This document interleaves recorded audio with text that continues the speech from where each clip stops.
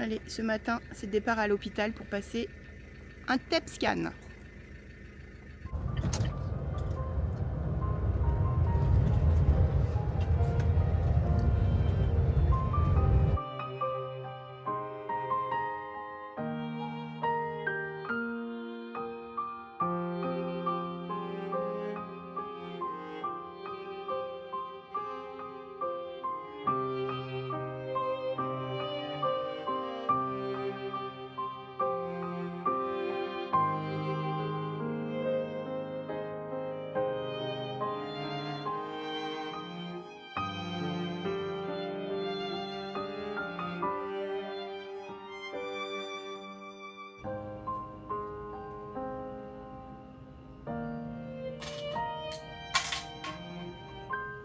Respirez bien, soufflez, je pique.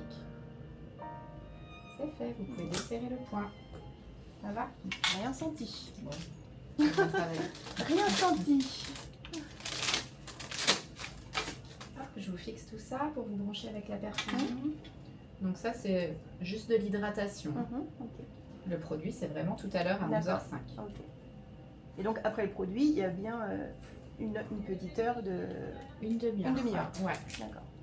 Faut que je fasse un effort pour pas penser ou... Il faut vous reposer. En fait, je vous demande de ne pas vous endormir pour pas que vous rêviez. Parce que si jamais ça, vous c'est rêvez, sûr, là, le cerveau, il fonctionne à 1000 à l'heure. Hein. Je ne vais pas vous empêcher de penser, c'est quelque chose.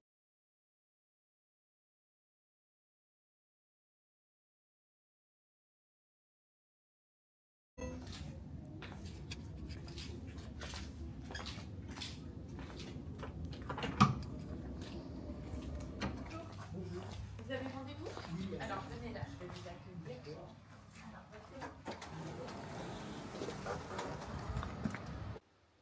Oh là là. Alors, ce matin, je suis épuisée après cette matinée...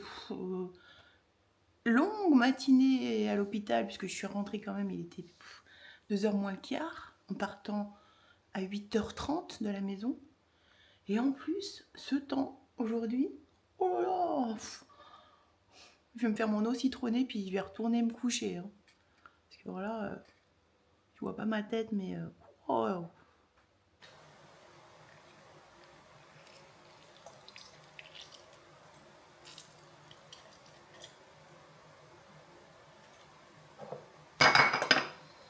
On prend une eau citronnée le matin à jeun.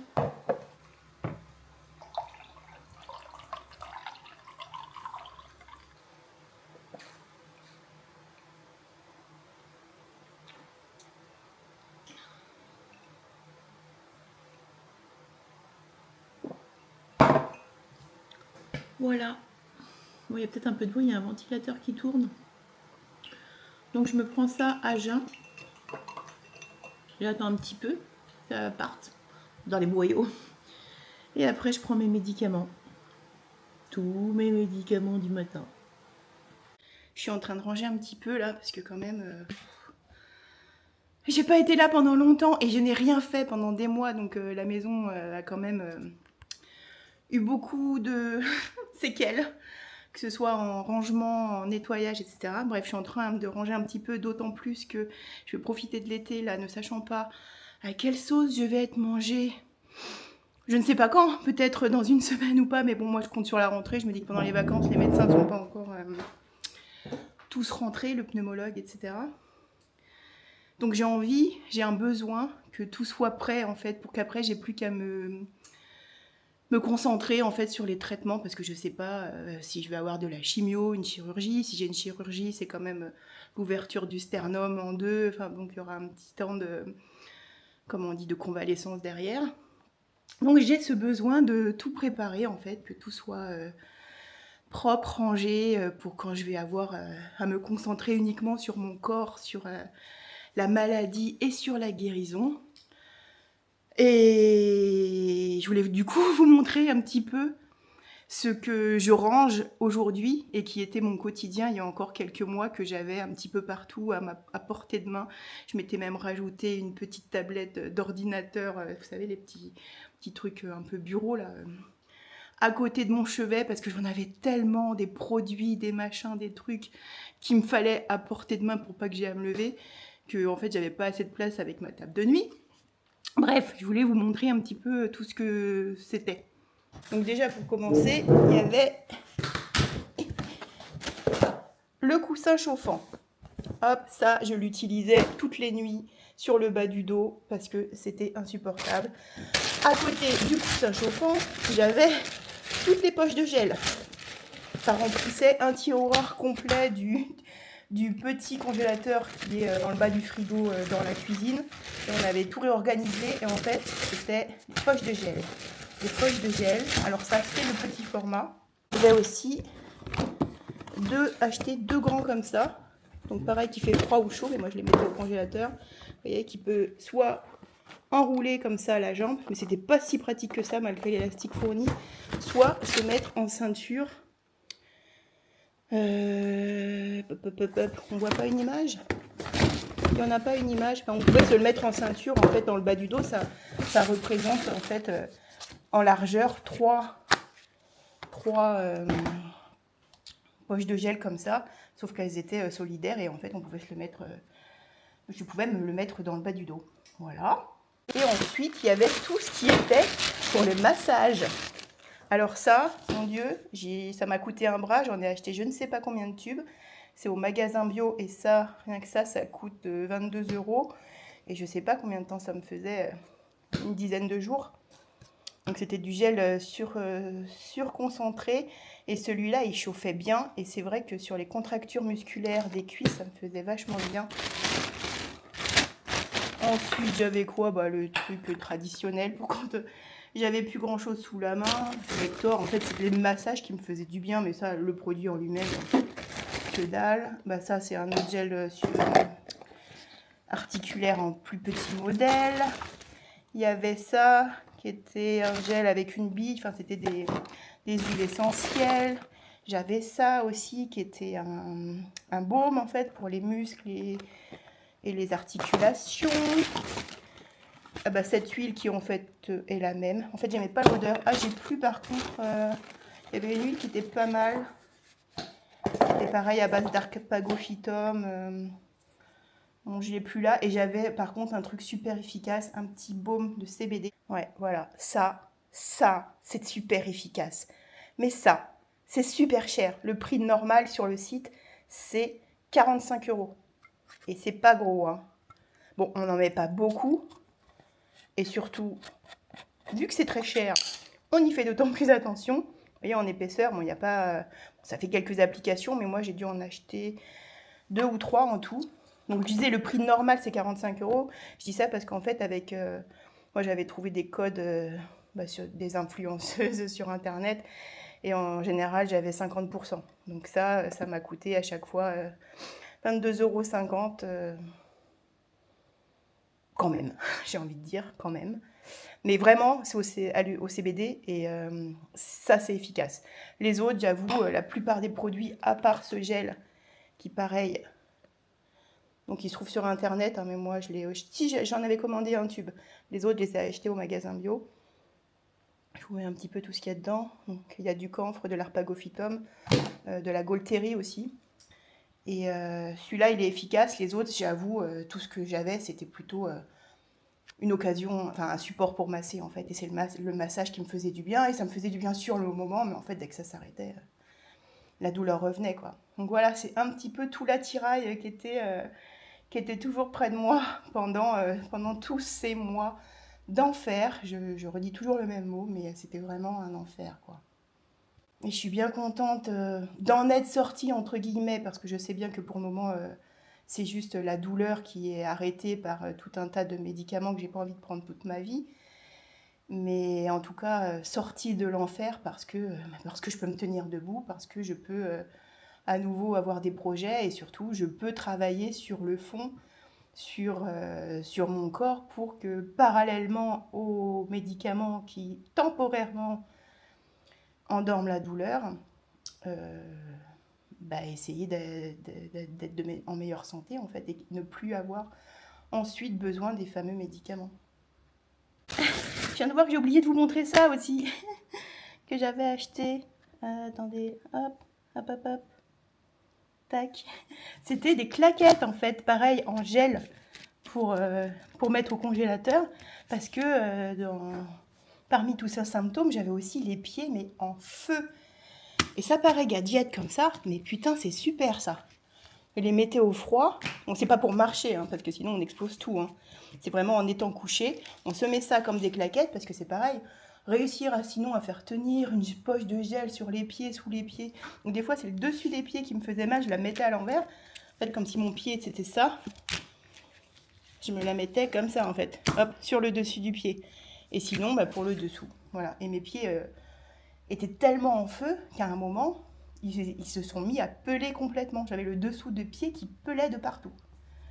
Bref, sachez que sur Internet, notamment sur Amazon, il existe de tout. On peut se mettre des poches de gel partout. Et franchement, tous ces trucs-là, c'est bien utile. Hein. Il y a même aussi pour les poignets, pour les gens qui ont des douleurs articulaires et tout. Vraiment, tout ça, ça m'a sauvée quand même. Hein. Et ça n'a rien guéri, mais ça m'a soulagée, ça m'a sauvé des moments de sommeil quand même. Hein. Voilà, voilà. Et oui, j'avais acheté ça aussi. Un stylo qui utilise la technologie TENS pour les douleurs. Il paraît que c'est très efficace. Hein. Et forcément, moi, ça m'a rien fait. Déjà, j'avais mal un peu partout. Et c'est juste pour appliquer pour des zones, mais a priori, pour tout ce qui est douleur d'arthrose, douleur articulaire, etc. J'en ai souvent entendu parler. Bon, moi, voilà, ça ne m'a pas servi. Donc, ça fait partie des choses que je vais remballer avec plaisir pour le moment. Non, pour toujours. Il est crevé avec cette chaleur. Et puis comme il n'entend plus rien, mon petit cœur. Bah oui, ça va sur ses 13 ans, ça. Oh. Bon. Bah, je me mets à écrire un article de blog. Parce qu'il serait temps quand même que je parle... que moi, je vide ma tête et que je mette sur papier tout ce qui concerne le syndrome de Morvan. Parce que je me rends compte que j'oublie vite les symptômes quand même si ça a été vraiment un enfer. Il y a des choses que j'ai l'impression d'oublier, en tout cas de ce que j'ai ressenti dans mon corps. Et autant j'ai pas envie de ressasser ça et le ruminer et dire tous les jours à quel point j'ai été mal, autant je veux en garder une trace. Et puis je veux faire un article sur ce sujet parce qu'en fait on trouve rien, pas grand chose, en tout cas de témoignages sur le syndrome de Morvan. En même temps c'est quand même hyper rare. Donc voilà, je me mets un petit peu là au repos sur le lit à rédiger ce fameux article que vous verrez peut-être bientôt sur mon blog.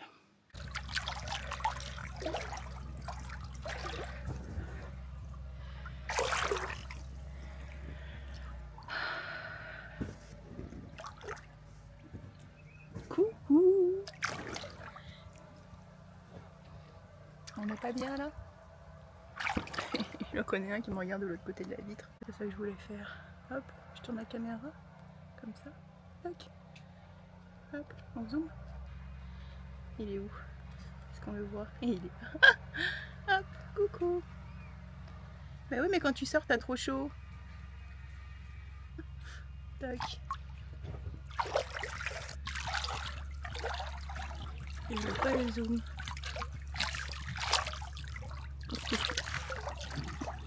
J'ai l'air de la beauté.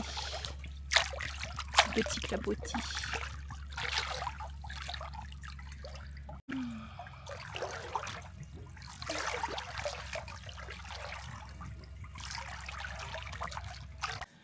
Que ça fait trop du bien. Voilà, dans une piscine à 30 € où je peux juste m'allonger. Mais qu'est-ce que ça fait du bien vers cette température. Plus la clim dans la maison qu'on a depuis l'année dernière. Mais c'est le paradis, quoi. Je suis toute essoufflée, je suis toute transpirante. Oui, alors voilà, ça, bon, ok, enfin, il fait pas super chaud, hein, il fait... là, dans ma chambre, il fait 23,3, hein. Mais j'ai des crises de transpiration. C'est des symptômes du syndrome de Morvan, ça. Hyperhidrose, ils appellent ça, je crois. Et pareil, j'ai le cœur qui bat beaucoup plus vite. C'est redescendu un petit peu, là. Bon, je sais qu'il y a aussi les corticoïdes, mais moi je sais que ça a commencé avant la mise en place des corticoïdes et je pense que c'est donc dû aussi, c'est un des symptômes, c'est dysautonomie, ça? Je ne sais plus. Il y a plein de termes. Faut que je regarde tout ça. Je vais m'instruire moi-même en faisant l'article de blog à propos du syndrome de Morvan parce que... Attends, je crois que j'avais tout noté. Ouais, voilà. Alors, je peux pas vous dire ce que c'est. Hein. C'est moi-même, je les ai notés pour en chercher les définitions. Les symptômes. C'est neuromyotonie, dysautonomie, encéphalopathie, insomnie sévère, myoclonus, hyperhidrose, donc ça c'est l'hypertranspiration, myokymie, prurite et dyskinésie bucco-lyngofaciale. Voilà un peu les symptômes du syndrome de Morvan, que j'avais tous, je crois, parce que j'ai déjà regardé, je regarde au fur et à mesure, mais je me souviens pas. Je me souviens pas ce qui correspond à quel terme. Bref, tout ça pour dire que ouais, je transpire. Là, j'ai des petites crises l'après-midi. Et encore, là, j'ai que la transpiration, mais quand j'avais pas le traitement et que j'étais au plus mal avec mes douleurs et tout, en fait, c'était des moments où je me sentais en fait comme avec de la fièvre, quoi. J'avais des frissons, puis vraiment la chair de poule, des frissons, la transpiration, mais par contre hyper froid, pas de température. En fait, j'avais comme la grippe, tous les après-midi, j'avais la grippe sans fièvre. Et c'était hyper désagréable. Là, je transpire. Bon, je transpire, en plus, quand il fait chaud, ça pourrait être normal. Je me dis, bon, allez, j'évacue des toxines. C'est juste un petit peu désagréable d'avoir le front qui perle sans arrêt comme ça. Mais voilà, je ne me sens pas mal comme c'était le cas il y a quelques mois où vraiment c'était presque, je vais pas dire le pire parce que les douleurs c'était horrible, mais c'était vraiment des moments hyper désagréables. Dans ces moments, des fois j'allais prendre une douche pour essayer de couper tout ça, quoi. Bref,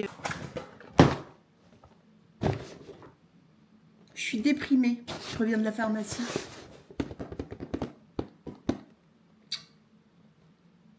Quand t'as passé 10 ans, 12, 13 ans, à quand même essayer de déjà à prendre le moins de médicaments possible. Donc pour la myasthénie, je prenais uniquement le Mestinon, qui est un médicament symptomatique. J'ai jamais voulu les immunosuppresseurs, les corticoïdes, même des cures d'immunoglobuline. J'en avais fait une à l'hôpital lors de mon diagnostic et je n'en avais jamais fait d'autres. J'ai essayé des fois de réduire mon traitement et ce n'est qu'à partir de 2020 que je l'ai réussi à le faire, mais je l'ai fait pour finir fin 2023 quand même à ne prendre plus que un Mestinon par jour, donc un seul médicament, un seul comprimé de ce médicament.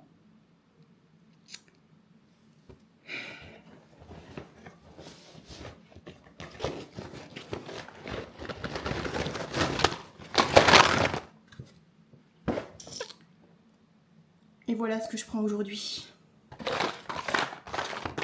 Et encore, il en manque un. Il n'était pas disponible. Il ne l'avait pas. Ça me déprime.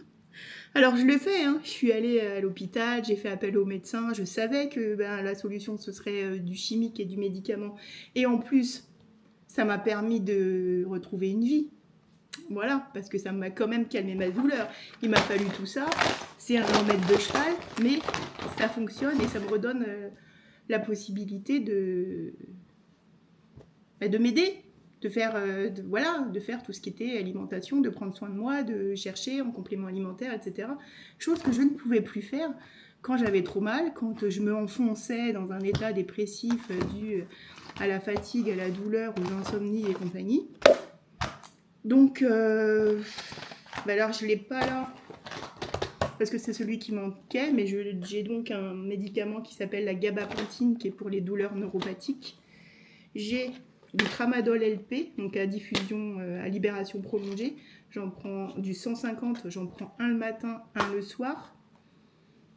En interdose, j'ai de l'orosamudol, c'est du tramadol, mais en neurodispersible, donc qui fond sous la langue et qui agit tout de suite. En 50, donc je peux en prendre 2 par jour. Bon, depuis que je suis rentrée de l'hôpital, j'en ai pas repris, donc c'est déjà bien, mais au final, ça et ça fait 400 mg 2 tramadol par jour si je le prenais, et c'est déjà le maxi normalement qu'on ne peut pas dépasser. Donc, je sais que ça se dépasse par plein de gens, même par plein de médecins qui prescrivent plus. C'est ça le gros problème avec le tramadol. Après les problèmes d'accoutumance, d'addiction même, et du risque d'overdose. J'ai téléphone. Bon, du coup, je reprends après interruption. J'en ai profité pour aller prendre la gabapentine, sachant que là, c'est de la 300 mg. Mais comme j'en prends 3 fois 1000 mg, j'ai de la plus dosée maintenant. Et d'ailleurs, on en a profité pour redescendre. Je vais passer à 800 x 3. Comme ça, ça me fait une gélule, sachant que là, c'est des gélules de 300. Ça veut dire qu'il faut que je prenne 10 gélules par jour. Et là, maintenant, je ne vais plus prendre que 3 gélules, en redescendant un peu la dose. Mais comme je n'avais pas remarqué d'effet vraiment flagrant quand on avait augmenté la dose, du coup, on redescend de 3000 par jour, 3000 mg par jour, à, j'ai dit 800, 8 x 3, 2400. Donc voilà. Ensuite, j'ai de la cortisone, sachant que donc à l'hôpital, j'ai fait une cure de 5 jours de, je ne sais même pas le nom du produit, donc de corticoïdes à 500 mg par jour. Là, je suis depuis à 80 mg par jour. Et depuis aujourd'hui, on commence à redescendre un petit peu par palier. Donc pendant 2 semaines, je suis à 75 mg. Donc j'ai de la prednisone 20 mg. J'ai de la prednisone 5 mg. Et ensuite 2 semaines à 70. Et 2 semaines à 60. Et après, on reste à 60. Pour combien de temps, j'en sais rien. J'espère pas trop longtemps. Parce que je suis obsédée par le fait que j'ai déjà pris des joues. J'en sais trop rien. Comme je prends de la cortisone, le Diffuca, qui est du potassium, parce que quand on prend des corticoïdes, un des effets secondaires pas terribles, c'est les fuites de potassium dans les urines. Donc je suis supplémentée en potassium. Et puis j'ai aussi du Laroxyl, qui est de l'amitriptyline, qui est aussi pour les douleurs neuropathiques et qui en même temps m'aidait à dormir, parce que j'avais quand même de gros problèmes de sommeil avec les douleurs, mais c'est aussi intrinsèque au syndrome de Morvan. En fait, c'est classé comme antidépresseur. Encore un médicament que j'aurais juré ne jamais prendre. L'antidépresseur, les corticoïdes. J'ai fait de gros efforts quand même. Et donc, voilà, je prends 7 gouttes, donc 7 mg, je pense que ça revient à ça. Une goutte égale 1 mg, donc je prends 7 mg d'amitriptyline le soir au coucher. Enfin, 1 heure avant l'heure de dormir. Et du coup, je dors super bien. Enfin, super bien. Ouais, comme tout le monde, je peux avoir une nuit un peu perturbée, mais j'ai aucun problème à m'endormir et j'ai pas d'insomnie. Donc ça, c'est pareil, c'est pas à prendre trop longtemps. Parce que y a accoutumance, ça veut dire que déjà, le jour où je vais l'arrêter, je vais avoir peut-être des symptômes de manque, comme on appelle ça, de manque, quoi. Enfin, je trouve pas le terme que je veux. Et ces symptômes, ça peut être des douleurs, ça peut être des insomnies, enfin bon, bref. Donc en général, quand on l'arrête, on est quasiment assuré de ne pas bien dormir au début. Donc je sais pas trop comment ça va se faire tout ça. Pour le moment, j'avoue, c'est moi qui suis pas très chaude pour l'arrêter ou le diminuer. Je crois que j'ai encore là pour le moment de la fatigue à récupérer de tous ces mois où j'ai si peu et si mal dormi. Et surtout, je suis quand même un petit peu traumatisée. J'ai peur tout simplement. J'appréhende d'avoir une nuit sans sommeil en fait. Ça a été tellement mon quotidien pendant un moment, ça a été tellement l'enfer, tellement des douleurs, tellement que l'idée de ne pas dormir me fait peur. Et donc quand on en a vaguement parlé, l'autre jour j'ai une consultation avec ma neurologue par téléphone, c'est vrai que d'emblée j'ai dit moi j'avoue que pour le moment il m'aide à dormir, et c'est vrai que, et en plus le soir j'ai quand même quelques douleurs neuropathiques et je pense que ça m'aide à les passer. Donc de ne pas avoir de douleurs la nuit, pour le moment, c'est un trop gros confort pour que je prenne le risque de diminuer ça ou de l'arrêter. Donc voilà, pour le moment, c'est quand même un bon gros traitement. On commence à redescendre un petit peu la cortisone. La gabapentine, ma foi, c'est pareil. Hein, je pense que là, j'ai un nouveau rendez-vous avec ma neurologue en fin août. Je verrai si on peut pas peut-être redescendre encore un petit peu la gabapentine, voir ce que ça donne. Je sais que, même si c'est a priori celui-là, le traitement de fond, et le tramadol qui est juste un antidouleur, n'empêche qu'il marche très bien sur mes douleurs neuropathiques. Et celui-là, quand une fois à l'hôpital, je ne l'ai plus pour une nuit parce qu'il y a eu incompréhension avec le médecin qui, sans me le dire, donc l'a retiré quand l'infirmière le soir m'a dit il n'y a pas de tramadol LP, du coup, donc lui il avait compris qu'il ne me faisait rien, donc il me l'a retiré. Oh, et ben j'ai pas dormi de la nuit. J'ai pleuré toute la nuit de douleur. Bien sûr, les infirmières n'ont pas voulu appeler de médecin, c'était pas censé être une urgence, j'ai pas dormi. Enfin bref, donc celui-là, je le sais, me passe mes douleurs neuropathiques. Je le prends matin et soir en même temps que la gabapentine et je ne suis pas convaincue, en tout cas, comme je disais tout à l'heure, quand on augmentait les doses à l'hôpital, je ne voyais rien de flagrant. Donc je ne suis pas convaincue que la gabapentine m'aide beaucoup, ou en tout cas 800 mg par prise ne m'aide pas plus que quand j'en prenais 300. Donc je ne vois pas l'intérêt de prendre un médicament inutilement. Donc peut-être qu'on pourrait essayer de redescendre celui-là, voir ce que ça donne.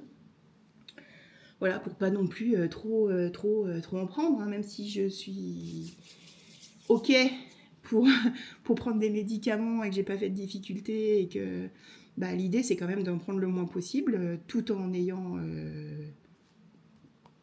aussi peu mal que maintenant. Et puis faire mon travail en amont, mon travail personnel sur l'alimentation, sur l'hygiène de vie, sur les émotions, sur l'épanouissement personnel, tout ça qui va aider pour la maladie et qui, je pense, m'a aidé pour la myasthénie. Il n'y a pas de raison. Si j'ai réussi pour la myasthénie, je dois pouvoir réussir là, que ce soit avec des compléments alimentaires, détox. Voilà. Petit point, pharmacie et médicaments. À plus!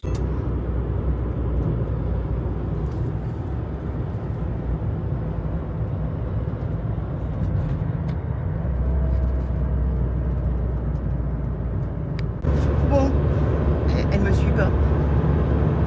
Samedi matinal pour moi, pour aller faire une prise de sang.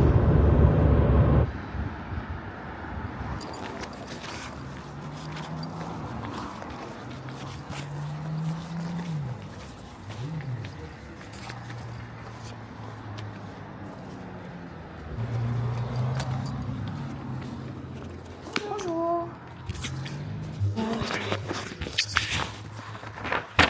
Hop.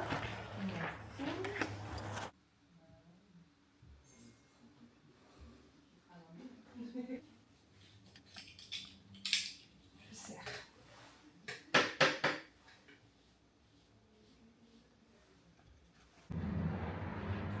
Réconfort. Après la prise de sang à jeun, un petit croissant. Tu veux manger toi mon Guigui? Ouais. Tu veux manger? T'es à jeun aussi? Hein? Voilà, j'étais donc pour faire une prise de sang. Ça faisait déjà 2 semaines que je devais la faire. Je vais la faire, ouais, c'est ça, 2 semaines après ma sortie de l'hôpital. Et mardi, ça fera 4 semaines que je suis sortie. Donc voilà, c'était pour vérifier en plus, je sais pas, des trucs par rapport à la prise de corticoïdes. Peut-être mon taux de potassium, ma glycémie. Mais bon, ça va parce que je me suis acheté un glucomètre, donc je l'ai vérifié moi-même. Et puis aussi des trucs par rapport au rein, je pense. La créatinémie, des trucs comme ça. Voilà. Donc moi, je vais me changer, me mettre en plus confort. Et je vais préparer des trucs pour ce soir. Pour un repas qu'on fait chez mes parents. En plus, c'est l'anniversaire de mamie.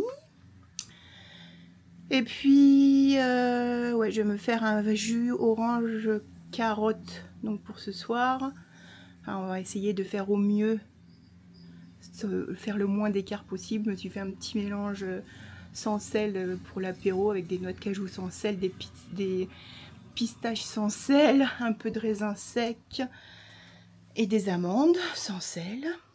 Parce que tous ces petits mix apéro, là, tous ces trucs-là, bah, c'est toujours bourré de sel.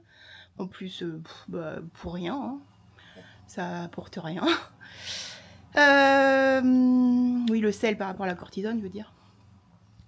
Et puis, je vais faire des petits feuilletés saucisses. Voilà. Puis, ce sera tout. Je suis un peu naze. J'ai mal à la tête un peu ce matin. Je vais faire tout ça, puis après, je vais me reposer quand même. Voilà, voilà. Galette de sarrasin, jambon, fromage végétal, œuf. Pas beau, mais bon. Carottes râpées.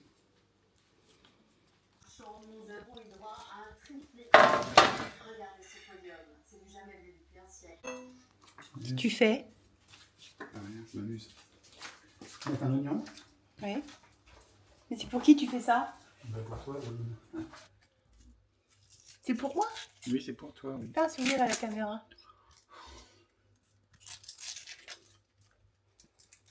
Il est charmant, stop. Il est vraiment charmant. Coucou? Oui?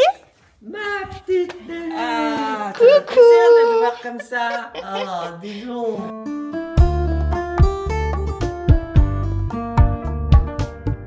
Bon, bah, joyeux anniversaire, mamie. Oui, 95 ans. oui. Ouais.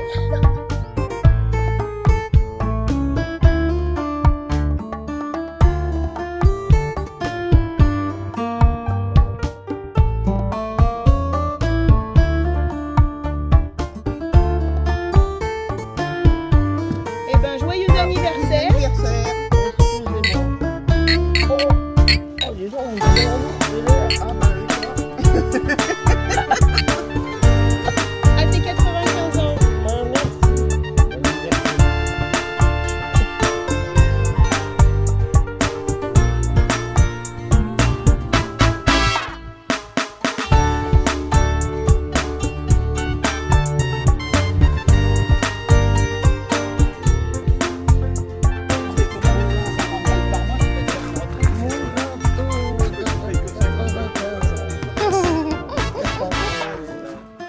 Merci. J'ai reçu mes analyses, mes résultats d'analyse du coup. Donc en fait, il n'y avait pas la glycémie, hein, mais bon, ça c'est pas grave. Donc au niveau du potassium, je suis bon. J'ai même augmenté du coup, vu que je suis supplémentée. Et par contre, au niveau des reins, au niveau du débit de filtration, donc déjà je suis en dessous la norme. Je sais pas si ça va faire le point là en fait. Bref, peu importe, si on voit rien, je suis à 84 millilitres par minute, alors que la norme devrait a priori être supérieure à 90. Et sachant que en fin mars, j'étais à 104, donc je suis bien descendue. On n'est pas encore dans l'insuffisance rénale, hein, qui est inférieure à 60, mais bon, il va peut-être falloir surveiller. Et du coup, je sais pas, je verrai, je suppose, ces résultats avec ma neurologue à la fin du mois. Voilà, donc sur ce, je termine ce vlog et je vous dis à bientôt dans une prochaine vidéo.